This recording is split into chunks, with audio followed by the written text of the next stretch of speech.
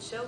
Today, with my two chronicles, Flavie and Hayat, we're going to talk about the strange behaviors in Japan.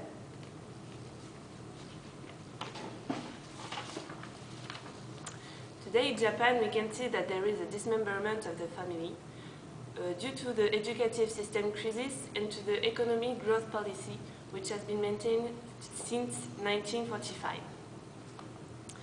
In fact, after World War II, Japanese people concentrated their energy and their time on their work and on their company.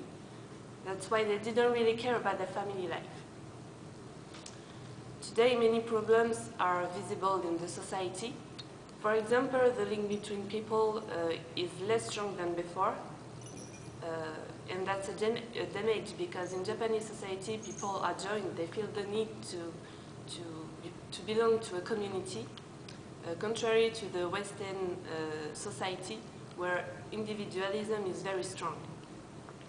Moreover, the traditional values of Japan are more and more falling apart because the society is changing, and the young generation is suffering from those changements, which are more bad than good.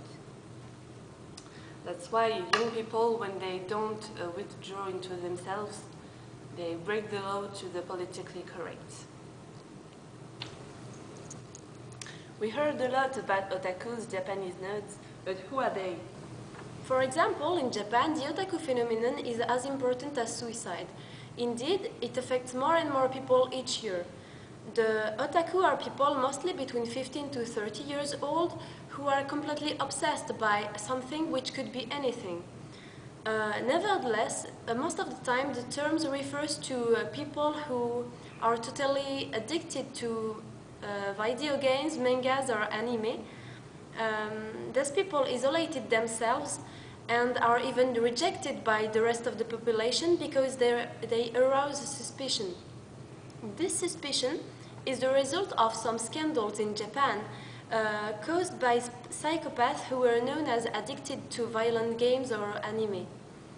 The very first of them is a 27-year-old man called Tsutomu Miyazaki, who kidnapped four girls and sent several parts of their bodies to their parents.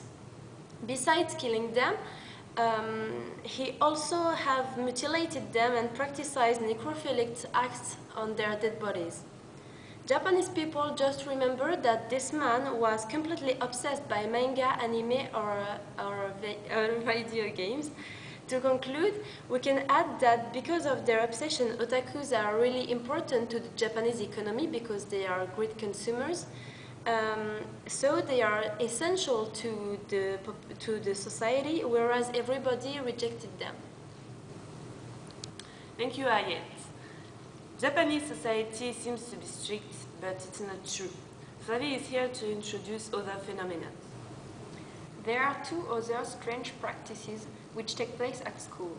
First, I will talk about the Enjo Kozai.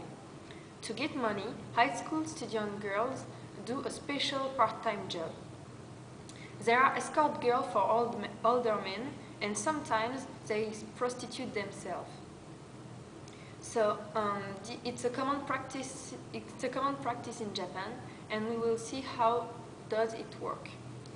So first, those girls give their mobile number to a specialized company called Telekura. Telekura means phoning club.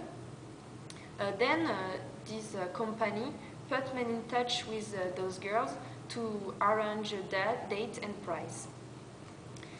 So those girls are not in need most of the time, but Japan is a materialistic society, and they do that job to get branded bag or expensive clothes.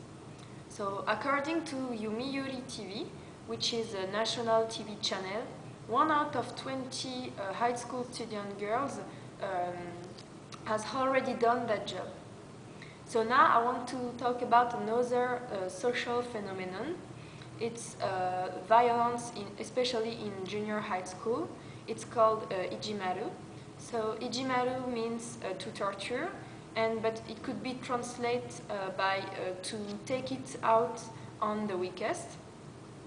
So in class, a group of students choose one punching bag just because he's different or just because he disturbed the harmony of the group. And this harassment is psychological, but it could be physical too, and during months. And this harassment could lead to suicide. Another observation is that girls are as involved as boys. Thank you, girls.